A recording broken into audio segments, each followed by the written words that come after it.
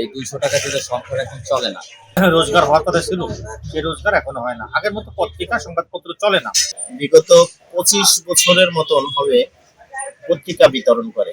যে মানুষটি প্রতিদিন রাজনীতি, অর্থনীতি, দুর্নীতি কিংবা উন্নয়নের খবর পৌঁছে দেয় মানুষের ঘরে ঘরে, তার নিজের জীবনেরই খবর রয়ে গেছে অগোচরে।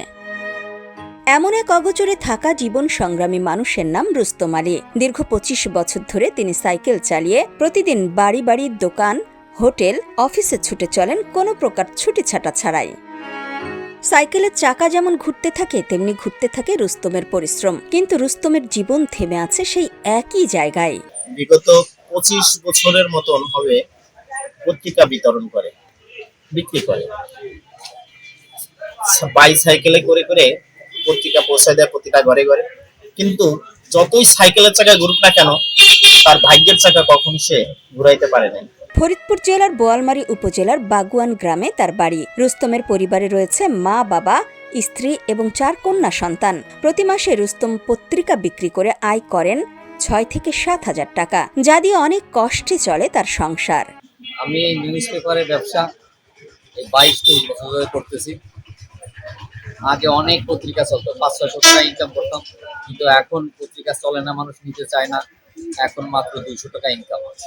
এখন ফ্যামিলি তো অনেক খরচ, সব কিছু দ্রব্যমূল্যের দাম অনেক বেড়ে গেছে। এই ২০০ টাকা দিয়ে সংসার এখন চলে না। রোদ কিংবা বৃষ্টি কোনো কিছুই থামাতে পারে না তাকে। সকাল হলেই সাইকেল নিয়ে ছুটে চলা যেন রুস্তমের প্রতিদিনের রুটিন। আমাদের রুস্তম ভাই ঝড় হোক বৃষ্টি হোক পত্রিকাটা সময় মতন সে তুলে দেয় এবং পৌঁছায় দেয়। এভাবে সংগ্রামী রুস্তম পাঠকের কাছে দেশ বিদেশের খবর পৌঁছে দেয় নির্দিষ্ট সময়। কিন্তু সময়ের বিবর্তনে পত্রিকার বিক্রি কমেছে, তাই এখন জীবনের চাহিদাগুলো আর পূরণ হয় না। তবুও পরিবারের চিন্তায় সাইকেলের চাকা ঘুরিয়ে যাচ্ছেন রুস্তম বলে জানান ফরিদপুরের বোয়ালমারী উপজেলার দৈনিক পত্রিকার এই এজেন্ট।